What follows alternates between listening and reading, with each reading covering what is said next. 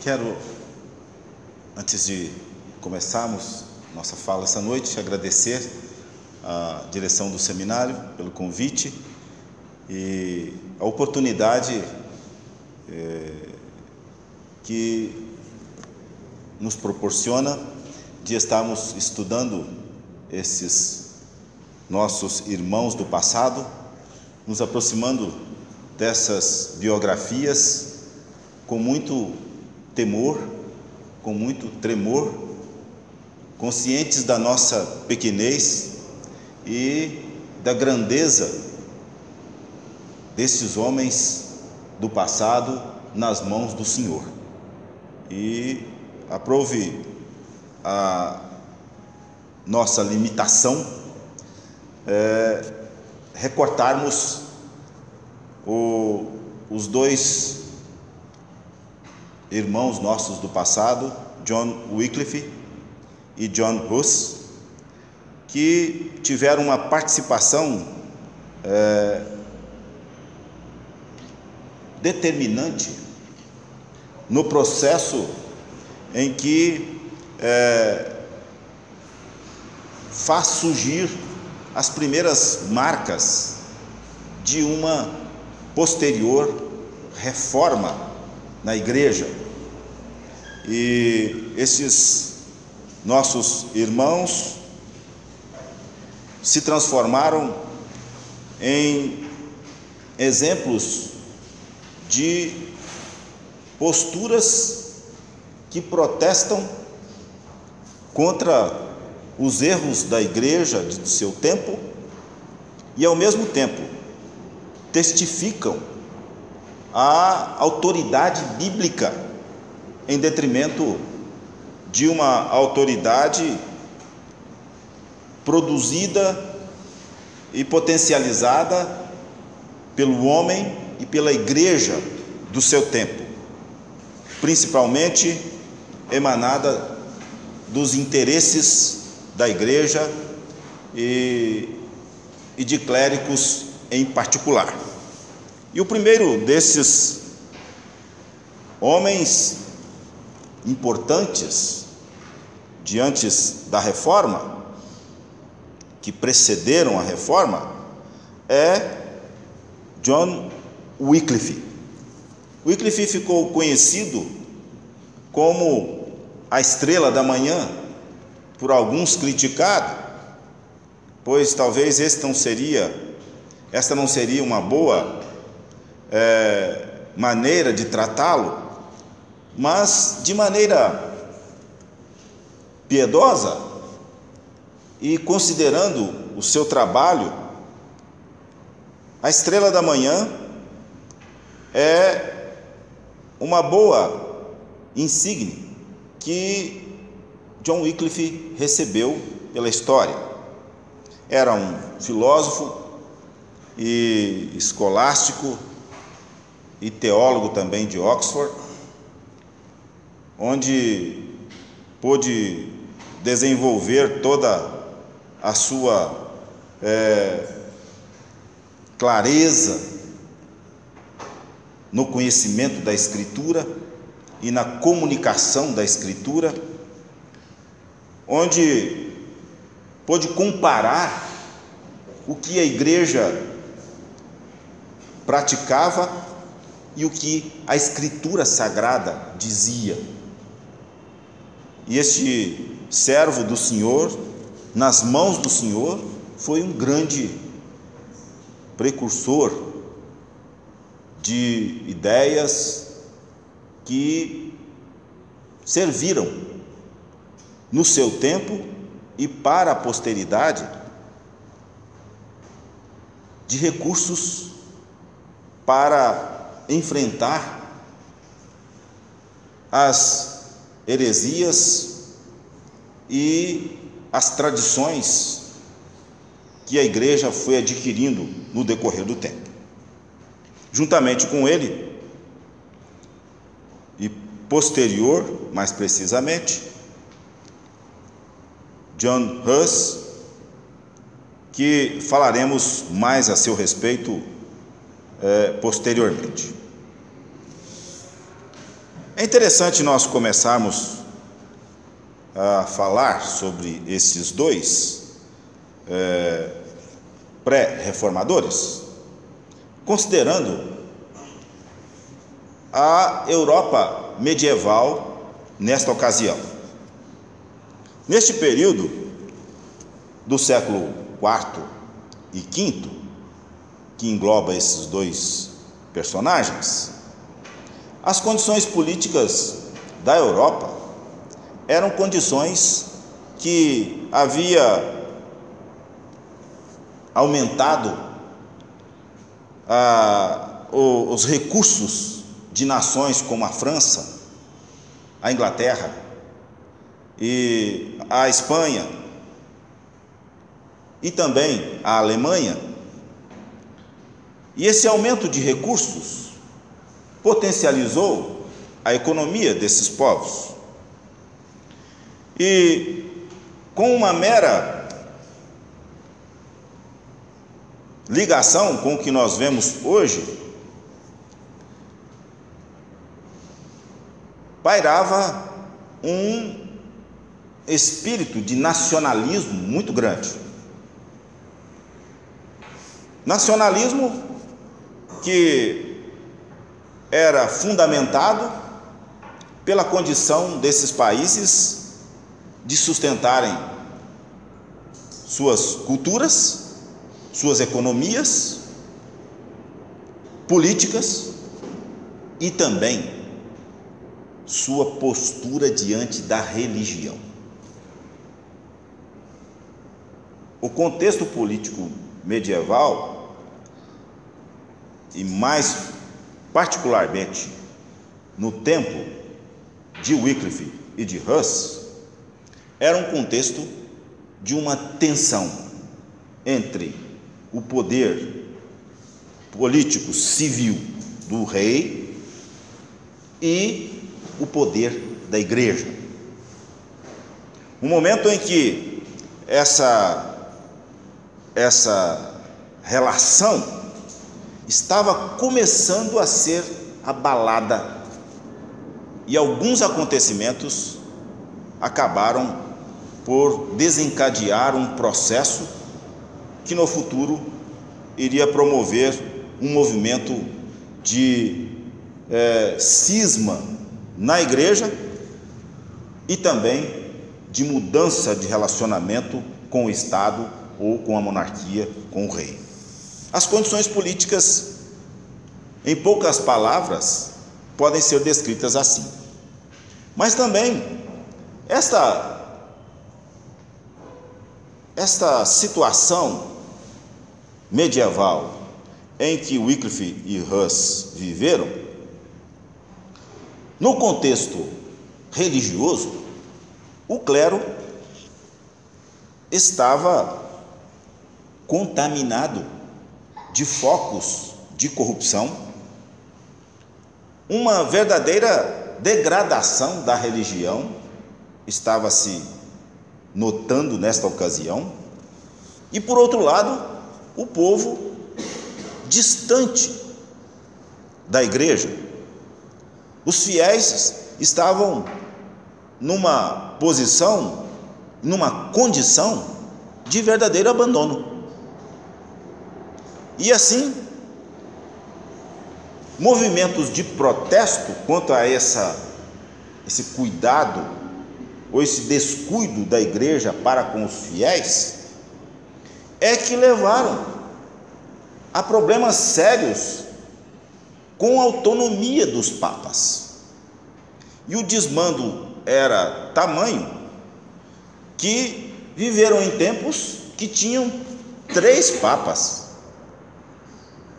3 papas ao mesmo tempo, cada um defendendo seus interesses e suas relações com os monarcas, com os reis, promovendo uma situação de embaraço e de desordem, até que desencadeou um grande cisma na igreja, um grande racha na igreja, que mudou o cenário religioso e permitiu que a relação da igreja com o Estado sofresse alguns danos, que nesta brecha os movimentos de protesto contra a igreja tiveram o seu lugar e assim afloraram as primeiras atitudes, os primeiros movimentos que apontavam para uma reforma que iria acontecer no século XVI. Portanto, o tempo em que viveram esses homens, Wycliffe e Hus, resumidamente,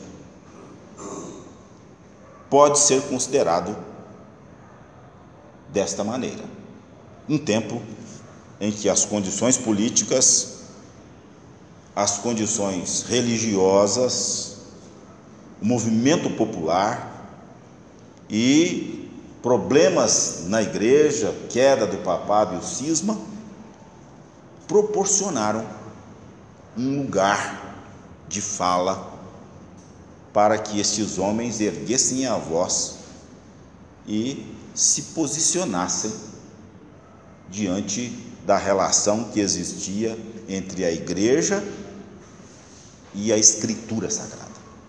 E é nesta direção da relação entre o que a igreja ensinava e vivia com o que a Bíblia ensinava e requeria dos seus fiéis, é que esses nossos irmãos tomaram a voz e começaram a anunciar, divulgar as suas ideias. Wycliffe teve uma influência agostiniana muito forte. E dentre suas ideias, nós selecionamos aqui algumas.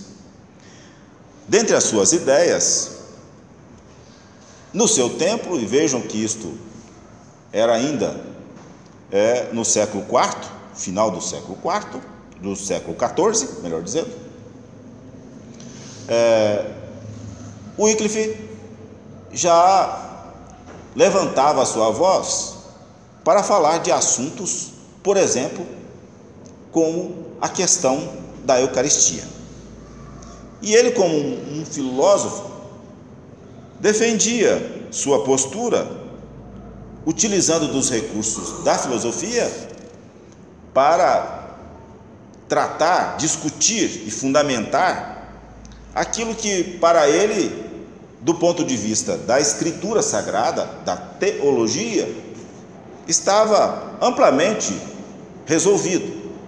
Mas é o Wycliffe que vai defender um realismo sobre os universais, ou conceitualismo, que apontava para a ideia de que as coisas criadas refletiam exatamente aquilo que o Senhor pensou, de tal forma que os elementos da ceia, tanto o cálice, o vinho, quanto o pão, continham a obra da criação de Deus. E desta forma, instituídos pelo próprio Senhor Jesus Cristo, estavam ali para, em alguma medida, do conteúdo ser obra da criação de Deus, conter o divino.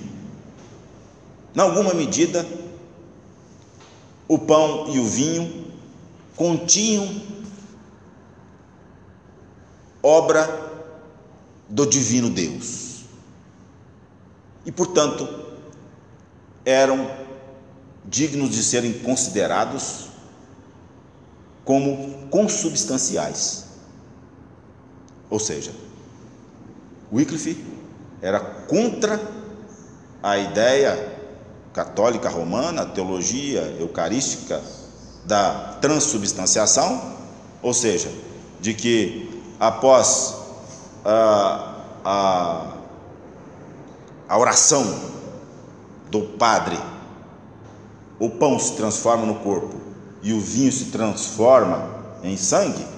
Wycliffe já caminhava na visão que hoje é entendida como a visão da teologia eucarística luterana, de que, em alguma medida, toda a existência, todas as matérias criadas, por serem criadas por Deus, continham ali algo do divino, e portanto para ele a Eucaristia ela continha, em alguma medida, a mão do Criador e consequentemente de Cristo no vinho e no pão. Então, ele, partindo dos universais para o particular, defendia a doutrina que hoje nós sabemos, luterana, da consubstanciação. Outra ideia era de que todo poder emanava de Deus, mas Deus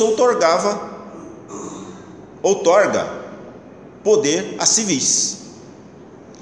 E nesse ponto ele ia contra a igreja, no sentido de dizer que o poder não estava nas mãos da igreja. E ele evita em dizer isto.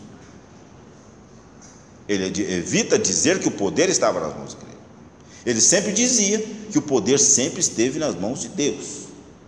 E Deus, em algumas circunstâncias, ele delega, ele outorga esse poder a alguns civis. E para isso ele usa de alguns recursos. E o recurso eclesiástico é o recurso da ordenação, e o recurso político é o recurso da coroação dos reis. E que esse poder, ele só era legítimo na medida em que eles obedeciam à vontade de Deus, na medida em que eles considerassem o ensino da Escritura Sagrada. Então esta era a ideia já de Wycliffe nesse tempo. Outra é que os reis tinham plena autoridade nas questões civis. Nesse tempo havia uma verdadeira confusão entre quem tinha poder para condenar alguém à morte e quem não tinha. A monarquia tinha poder para condenar pessoas à morte, mas a igreja também tinha. Então, tanto o rei poderia decretar uma pena de morte, quanto a igreja também, cada um na sua esfera. E ele entendia que a autoridade para tratar das pessoas, dos cidadãos, dos civis, quanto a lei e penalidades, isto estava na competência exclusiva do Estado, que a igreja não poderia mandar prender ninguém, não poderia mandar matar ninguém, e muito menos perseguir por causa de ideias diferenciadas. O Wycliffe já pensava isto no 14º século. Outra ideia importante que o Wycliffe trazia era a Bíblia para todos. Ele entendia que a Bíblia não poderia ficar restrita apenas aos clérigos. Para ele, a Bíblia precisava ser lida por todas as pessoas, e que todos tinham o direito de interpretar a Bíblia. de buscar uma interpretação das Escrituras Sagradas. Vejam, isso está no 14º século, muito antes da Reforma. Ele rejeitava a doutrina da infalibilidade papal. Para ele, o Papa era falível, como qualquer outro homem. Pecador como qualquer outro homem. Veja que isso aqui é uma prática e uma ideia que ia absolutamente contra a igreja do seu tempo, que o Papa era o sucessor de Pedro, que por sua vez sucedeu o Senhor Jesus Cristo. Portanto, a sua santidade era uma santidade absoluta, impecável. E também fazia uma distinção entre a igreja visível e invisível. E aqui eu estou usando um vocabulário mais conhecido nosso, pois Wycliffe entendia que uma igreja que não era comprometida com a Bíblia não era igreja de Deus. Então, por ser uma igreja formalizada, ele dizia: não, isso não quer dizer nada. A igreja é composta daqueles que creem em Jesus Cristo e que têm a Bíblia como a palavra de Deus. Vocês vão ver isso mais adiante aqui. Isso começou com Wycliffe. Portanto, ele olhava, a igreja visível aqui não quer dizer que é a reunião de todos os crentes, não. Pode ser que haja dentro dessas igrejas aqueles que não são crentes, não são cristãos verdadeiros. Pode ser que existam colegas clérigos que não são servos de Deus. E ele entendia claramente a doutrina da eleição, ou da predestinação, como é chamada hoje, como algo absolutamente pacífico no seu tempo. Para ele, desde os seus colegas de ministério até os crentes nas igrejas, em todos eles existiam aqueles que eram eleitos de Deus e aqueles que eram preteridos de Deus, sem nenhum problema com isso. Mas ele continua com as suas ideias, eu selecionei apenas algumas. Rejeitava também o batismo para a salvação. A igreja do seu tempo entendia que o batismo que era o selo para salvo. Estava batizado, estava salvo. Se fosse, consequentemente, membro de uma igreja, isto era a garantia absoluta de que ele estaria salvo. O Wycliffe disse: não, igreja não salva ninguém e batismo não salva ninguém. Não salva ninguém. Portanto, o que salva é a fé em Jesus Cristo. Ensinava também o sacerdócio de todos os crentes. Para Wycliffe, todos podiam falar com Deus, todos podiam orar e falar com Deus. Em Cristo, o véu se rasgou e, portanto, todos podem falar com Deus. Ele não concebia o fato da necessidade de alguém que fizesse, algum homem que fizesse essa mediação entre Deus e o homem, que não o Senhor Jesus Cristo. Veja, Wycliffe defendia que não existe nenhum intercessor além do Senhor Jesus Cristo, que permite que falemos com Deus. Isso no seu tempo era uma postura diametralmente contra a da Igreja Apostólica Romana. Ele entendia que os papas eram dignos de honra na medida em que eles fossem coerentes, primeiro, com as Escrituras Sagradas e com a função que eles desenvolviam, que era a função espiritual. Ele não via nenhuma honra num papa que assinasse a condenação de alguém para ser morto na fogueira, por exemplo, ou para ser decapitado ou enforcado. Para ele, o Papa não tem honra para isso. A honra é relativa à sua coerência, à função e ao ensino da Escritura Sagrada. e condenou muitas outras coisas que, para surpresa nossa, que entendemos que isso aconteceu da Reforma para cá, ou seja, do século XVI para cá, o Wycliffe já condenava, por exemplo, a confissão auricular, né? Que era o principal instrumento de domínio da igreja. Confissão auricular, né?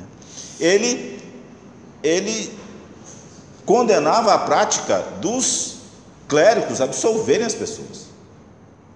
É aquela fala assim: absolvidos estão os seus pecados, diante dessas e daquelas penitências, né?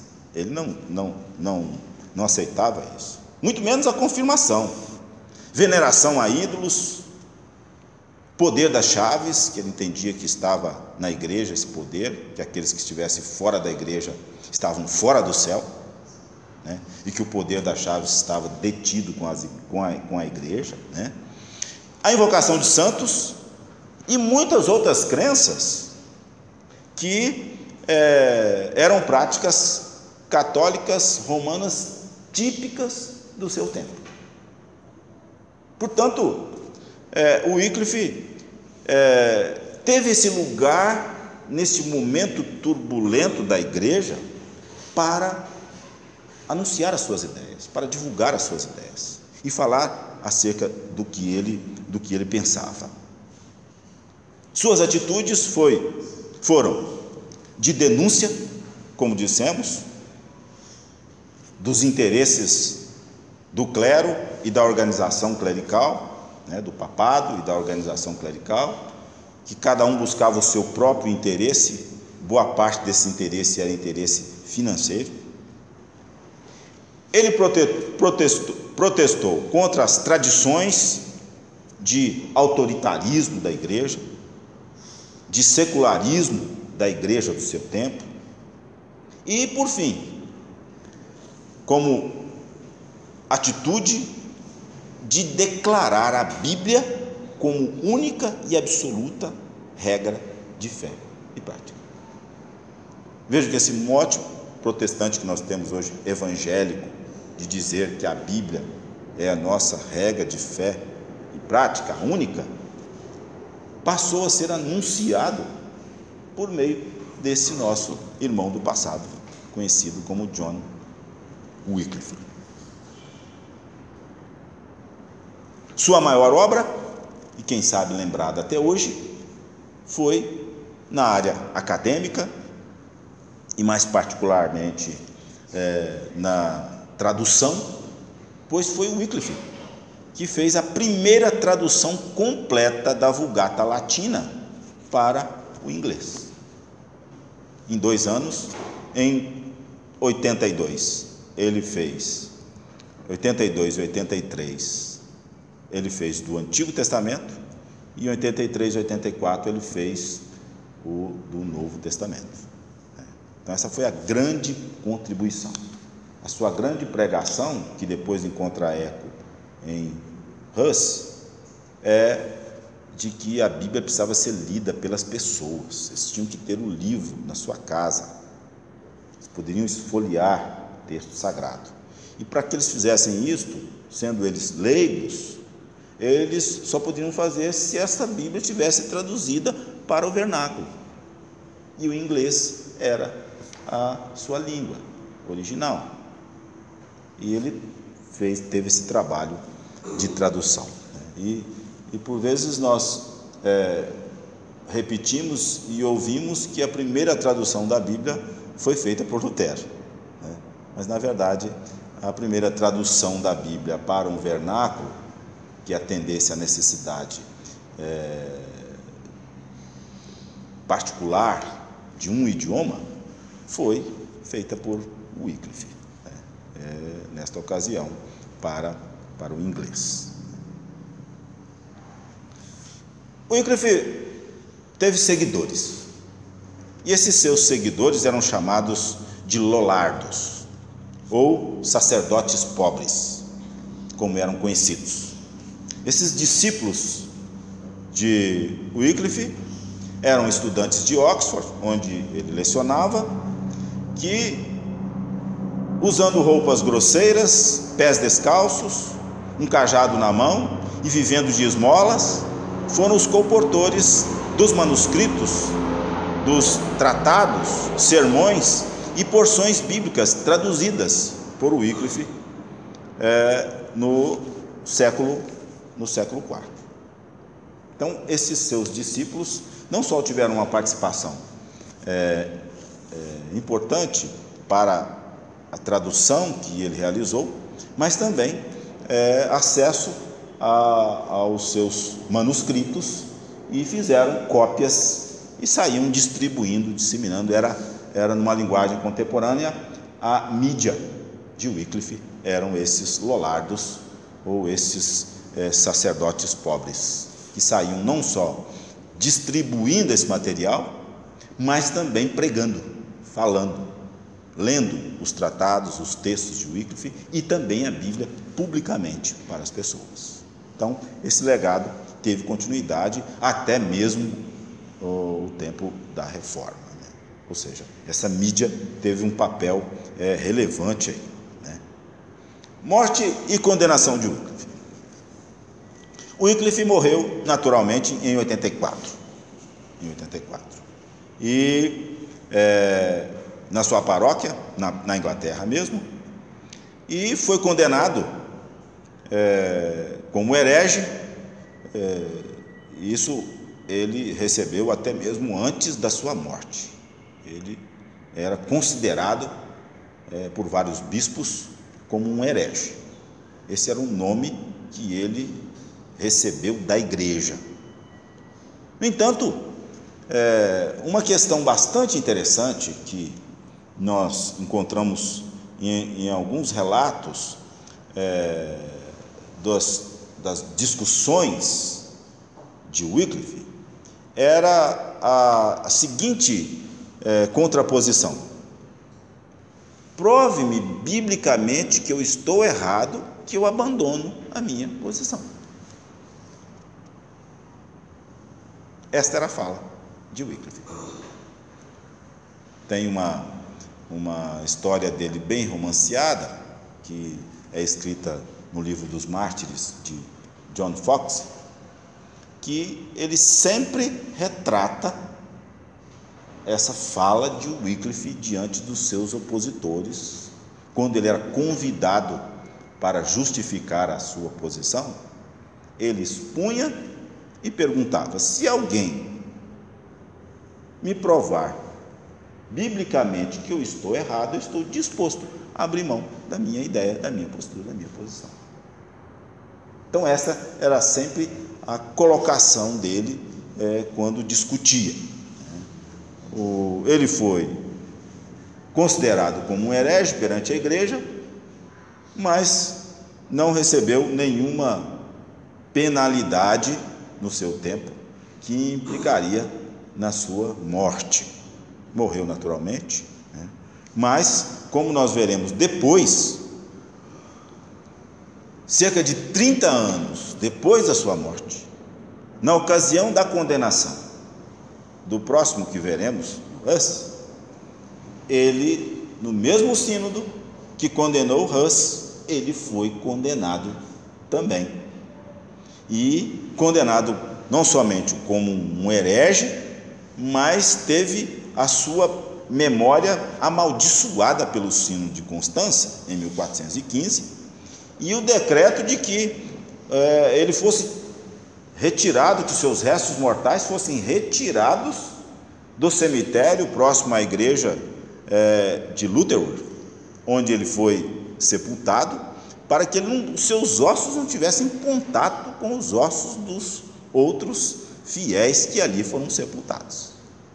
Então, 30 anos depois, foram lá e retiraram os possíveis ossos de Wycliffe, e John Foxe diz que eles não tinham o que fazer com aqueles ossos, pois não sabiam certo, e a opinião foi que, na mesma medida em que ele foi condenado, em que Hus depois foi condenado, a mesma pena de Hus seria a dele, mesmo cerca de 30 anos depois. Queimaram então os seus ossos e não sobrou sobrou apenas as cinzas de Wycliffe.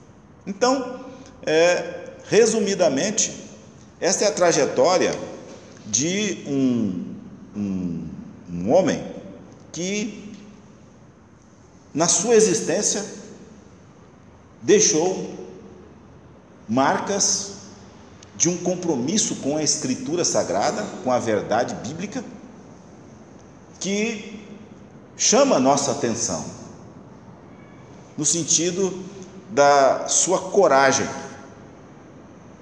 de, nas mãos do Senhor Deus, ser um instrumento valioso, ser um herói, num tempo em que as coisas não eram favoráveis a essas atitudes. Ao contrário, eram desfavoráveis. Era melhor você estar, enquanto religioso, ou do lado da igreja ou do lado do rei, mas jamais levantar para assumir e defender uma posição que naquele tempo não era encontrada nem na igreja e nem na monarquia, que era a posição das Escrituras Sagradas, como palavra de Deus, como regra de fé e prática, como única lei que deveria ser seguida, deveria ser a orientação para todas as pessoas, não só da igreja, também o Estado, mas também individualmente os leigos, aqueles que não tinham acesso ao conhecimento intelectual naquela ocasião, e principalmente no acesso à língua latina para a leitura da Escritura Sagrada. Um homem em que aponta para a grandeza do poder de Deus em utilizar pessoas para cumprir os seus propósitos e utilizar homens que promoveram o que nós estamos tratando aqui superficialmente e chamamos de aurora da reforma protestante do século XVI. Ok? Esta é a primeira parte que nós planejamos para vocês e para nós todos. Se alguém quiser fazer alguma consideração, quiser fazer alguma pergunta, esse momento é oportuno.